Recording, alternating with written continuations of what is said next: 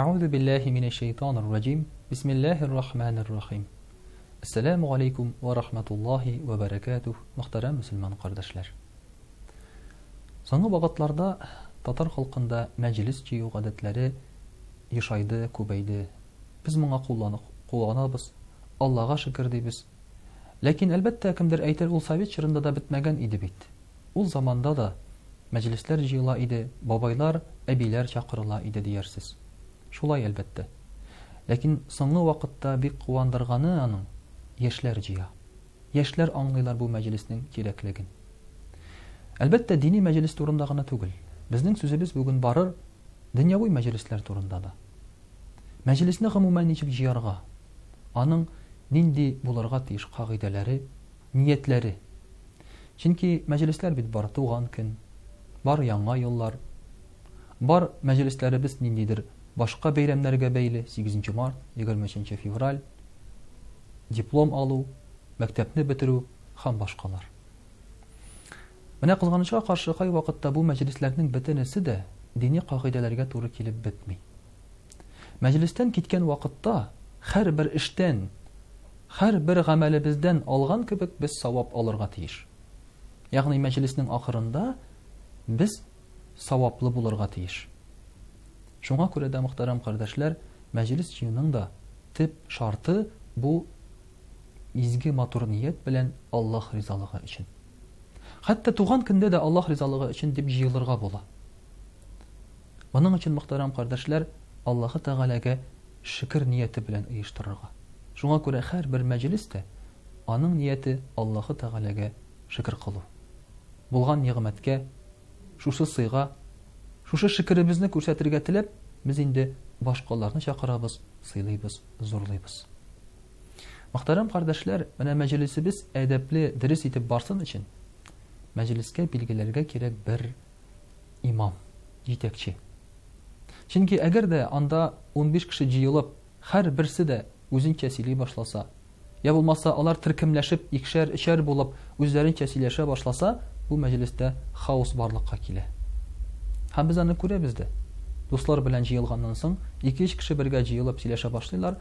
Ахыр чиктә бу мәҗлеснең бердәмлеге югала. Чөнки бу мәҗлестә җитәкче юк. Шуңа күрә бәлки менә бу дөньяви мәҗлесләрдә дә бит тамада дигән төшенчә бар. Сүз бирүче, я булмаса үзе ничектер шушы мәҗлесне киләп торучы. Инде ул иманлы кеше булырга тиеш. Аллаһның сүзе белән сөйләүче, әгәр мәҗлес хаталы юлга кирип китсә, хаталы сүзләр сөйләнсә, аны туры юлга кайтаручы булырга тиеш. Җәмәгать, әйдәгез туктыйк, әйдәгез менә бу теманы алыйк, әйдәгез бер-беребезне рәнҗетмик, үпкәләтмик, гафу итик дип кайтаручы. Мөхтәрәм кардәшләр, мәҗлесләребез саваплы булсын өчен кирәк шулай ук аның хәләл булуы. Хәрам ризыклардан, хәрам ичемлекләрдән мәҗлесләр буш булырга тиеш. Кай вакытта мәҗлес үтә, мәсәлән, яңа ел. Ләкин икенче көнне шушы үткәргән мәҗлеснең үкенече зуррак. Каядыр кан таплары, кемдер кемнедер кыйнаган. Беркем бер нәрсә хәтерләми. Иде нәрсәдер югалган, нәрсәдер ватылган. Менә мондый мәҗлес әлбәттә инде ул бары тик гынахлы мәҗлес кенә була. Шулай ук, мөхтәрәм кардәшләр, мәҗлеснең әдәпләреннән хатын-кызлар белән ирләрнең аерым утырулары. Менә бу да бик кызык нәрсә. Хатын-кызлар белән ирләрнең сөйләшүләре аларның икесенең ике төрле.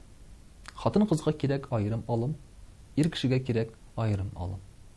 Шуңа күрә хатын-кызларның мәҗлесендә җитәкче хатын-кыз булып, абыстай булып, аларга аерым бер темаларга сүз алып барса, бу дөресрәк булыр иде. Һәм татар халкы элек шулай эшләгән дә. Эшләрен, җиделәрен, 40-ларын үткәргән вакытта хатын-кызлар аерым, ирләр аерым җыела торган булганнар. Соңгы вакытта бергә куша башладылар, ләкин бу бик үк дөрес түгел. Монда тагын шунсы да бар, хатын-кызлар ирләр алдында, ирләр хатын-кыз алдында әйтә алмаган сүзләрен әйтә алмыйлар. Уялалар. Яки киресенчә бер-берсе алдында ниндидер үзләренең башка якларын күрсәтергә тырышалар. Бу әдәпсезлеккә китереп чыгарырга мөмкин. Менә шулай, мөхтәрәм кардәшләр, мәҗлес җыю авыр әйбер түгел. Ләкин мәҗлеснең ниятен, барышын, шулай ук андагы ризыкларны карап, килеп торырга кирәк. Шулай итмәгән очракта мәҗлестән гынах алырга мөмкинбез. Бер хәләл мәҗлис 70 гынахлы мәҗлеснең гынахын бетергәнен без истән чыгармаска тиешбез. Вассаламу алейкум ва рахматуллаһи ва баракатуһ.